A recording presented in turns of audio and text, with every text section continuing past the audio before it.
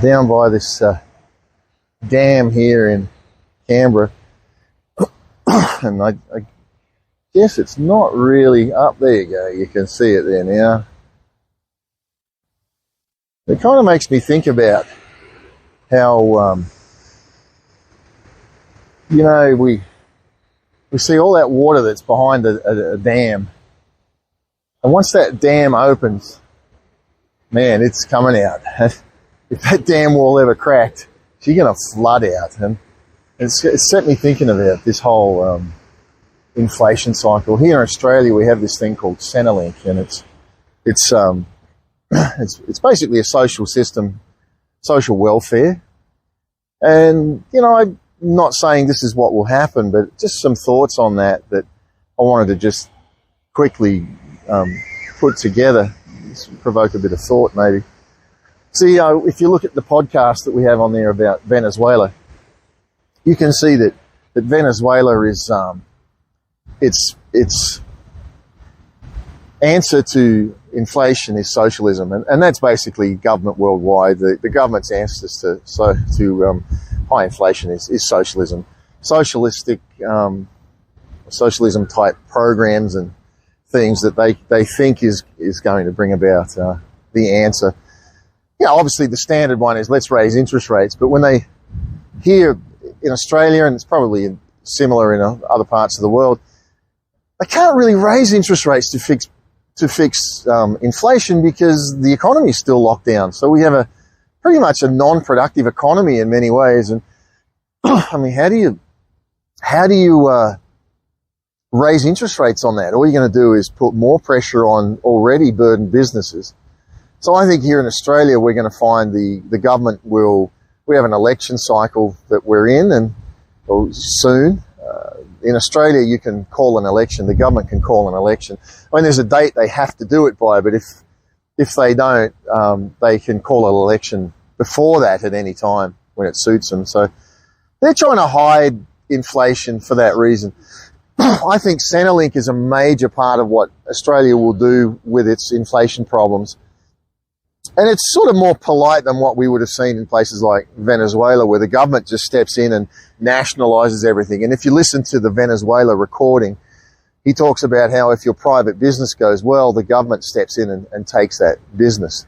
And I won't go into all of that. If you're that interested, you can listen to the Venezuela inflation recording. But I think what we're going to see here is a lot of businesses and people have massive debt to the government, and our social system of what we call Centrelink will, I think, ultimately nationalise the debt with that. They may not, but I think they will. They already, here in Canberra where I live, they own a lot of the housing.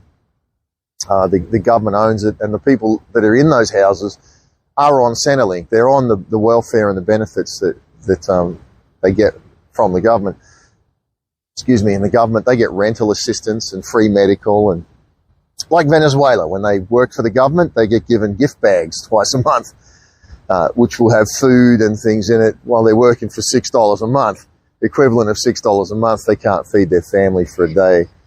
So here in Australia, my prediction, it will be that we will find, like when I was in the US, massive defaults on mortgages. As that happens, as inflation goes up, the government will step in and nationalise the debt. They will, kind of like they did in the US with the subprime meltdown, Fannie and May and Freddie Mac, was it? The Americans, you guys will know. They, basically the government did deals with them. And so I think here what's going to happen as people default on their housing, the government will step into the banks and say, all right, we'll carry that because we don't want, everybody turfed out on the streets. And I lived in a house for a time in Boston that was from what they call short sale. So it was, and we know, you Americans that may watch this know that during the subprime meltdown, there was massive empty homes. People would go in and rip the wiring out and the plumbing out and the air conditioning and cash it in for scrap metal. And I think here, rather than have ghost towns, I think we're going to end up with nationalised housing. And so then the government ultimately has a lot of options of what they can do with that. And what they do here, excuse me, with the Centrelink is they'll come along and they'll say, all right, we need you to, well, you know, you're getting your benefits, you're getting your rent, you're getting the things like that. So they'll come along and they'll say, we want you to get vaccinated. You're like, well, I don't want to get vaccinated. They're like, well, then you will cut your benefits. You want to feed your family, get vaccinated. Things like that. So they basically own whoever's on their benefits, and they do that currently. So they'll say to you, if you're not, you know, if you don't have this, we're going to cut your benefits by $100 a week. They've sent out test kits for cancer, bowel cancer. Now, they don't penalise people for not doing that, but the potential is there. So I think that's where it will go. Now, people can say, well, what's the big deal with that? Well, it's a very big deal with that. It's socialism. Because ultimately, you'll own nothing and you'll be happy if it goes that way. Now, I'm not saying that's going to happen, but it's already happening.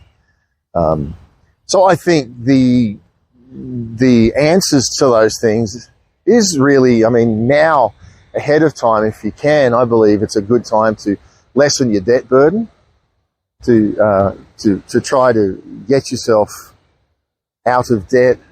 Anyone that's looked into inflation, and if you look at those videos, you're going to find that the currency devalues, and that's what we can't grasp. If you've got, I don't know, $10,000 in the bank, then, and you're at 50% inflation, you've basically lost 50% of the value of your money. But you don't see that because our brains are programmed to think we've got that money in the bank. And you do. But the buying power of that money has been less than so badly that you might as well have 5,000 in the bank. But, well, it's like having 5,000 in the bank before the inflation. So I think what'll transpire there is, you know, people say, well, what's the final solution? Should I invest in gold? Should I get Bitcoin? Should I get... I don't think any of those things are a complete answer. I think it's foolish to think that you can run to something like that because, like in the US, after I believe it was the Great Depression, they outlawed gold. You couldn't have gold. You had to turn your gold in. And the government comes along and says, and I understand their logic, they're saying, look, if you want a country, you're going to give us your money or your gold. And so you do. And so I think it's the same with things like Bitcoin. If that stays around, I know there's a lot of controversy and opinions on that, but I think with things like Bitcoin, you know, and I get it, I know all the arguments of, oh, it's offshore, it's unregulated. Let me tell you something. If the government wants to regulate something bad enough, they'll regulate it. They'll outlaw being able to do anything with it, or they'll tax it, or they'll want it. Bitcoin is not the final answer to solve all your problems. The final answer is really walking in the peace of what you know is right for your life. And I think we're going to have some more teaching on that, how to know peace. I have a saying that says, follow the peace. You know, inside of you, you know when a decision's good or bad. Now, you can run those decisions with your head, or you can run it with what I would call God in your life. And we all have that. The people that have been to these camps, the Epic in Australia, they talked about something just told me to come. One man said, I don't believe in God, he said, but something's just telling me truth. And when I listen to that truth, it works out for my family. That's the voice we listen to. That's the peace that you follow. That's where your relationship with your Creator begins. And I think religion has obviously offended that, and so people get so upset and so opinionated about religion. Let's leave religion out of it and just walk that relationship with your Creator. And that's a beautiful individual thing for each of us. I call it the romance of God. So here on this inflation side, I think the foundation of where we're going is to feed that peace. Because as you feed that peace, as you are that peace, as you allow that peace to be who you are, that's where all of your answers lie. And and it's a sweet thing. Sorry, I'm putting the sun in our eyes there. So anyway, I just wanted to put a quick little, I always say that, don't I? Quick little, but just putting together this little snippets here and there when it comes, and to encourage you that really, yes, it's frightening. Yes, I mean, to think about inflation and where it can go, especially after listening to that video of Raul on Brazil talking about it, and Venezuela talking about it. It's a mess, you know, and suicide off the charts and things like that. And I want to make it very clear today. There is hope. There is hope. I don't care how much debt you're in. I don't care what your problems are. There is hope. There is a way. There is a way. And we're here to walk that out together. Don't get worried about the future. Live your today. Live your today. Do the best you can with today. And let's see where it goes. Because I tell you, when we come together in that community of life, that community of love, and we say, look, we can do this. We can. We can. We saw it at Epic here, at our freedom camp. You know, people were giving haircuts. Others were, you know, feeding for free and fixing cars for free and just helping each other in that freedom and in that life. And we're going to see a lot more of that. Bartering is going to come up, you know, where people are going to barter, and it's not going to be to take advantage and destroy each other. It's going to be in a spirit of life and love to say, I'm going to give you peace and you're going to give peace, and our needs are going to be met. So community is a wonderful and an important thing. Just trust yourself. Trust yourself. Trust that peace that's in you. Talk to God about it and see where it goes. See where it goes. I've got a book on there. It's my sort of journey out of religion and into this way of life. And when you read it, if you get it, I would hope that you would see the trauma in some of it, to come out of that control of trying to control my daily living to letting go and letting it come to me.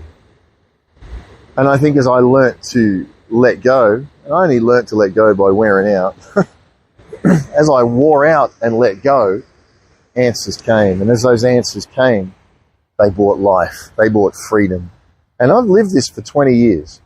So I want to encourage you. I'm not talking out of turn here. I've lived for 20 years with this.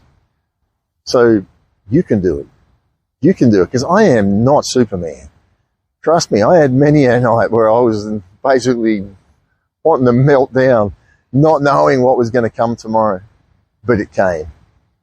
And God will never fail you if you allow Him to be your source. And we're going to talk more about that. But anyway, so I just wanted to put that together, give a few thoughts. You know, and it's a different perspective, a different way of looking at things, but it's a good perspective. You may not live it the same way. You may not see it happen the same way. Give some thought to the perspective. Because I tell you what, we're all in this together, and what works for one of us, we need to feed it in. So if you're having things to do with inflation, questions, things that you're wanting to ask, then on the inflation site you can do that. We also have the Global Freedom Movement page, which is putting up videos from around the world and photos from the different freedom movements around the world, and some wonderful footage on there. And you know, I'd certainly appreciate, just put the word out.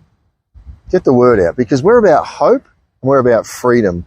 We're not about political statements. We're not about, venting. This is about constructive answers that come out of a community of love and life. You can do it. You can do it. I can do it. We're going to do it together. So God bless you. I don't even know you folks, but I love the spirit of who you are, because if you didn't have that, you wouldn't be here. So let's walk in that spirit together and see where it takes us, because in the end, we always win.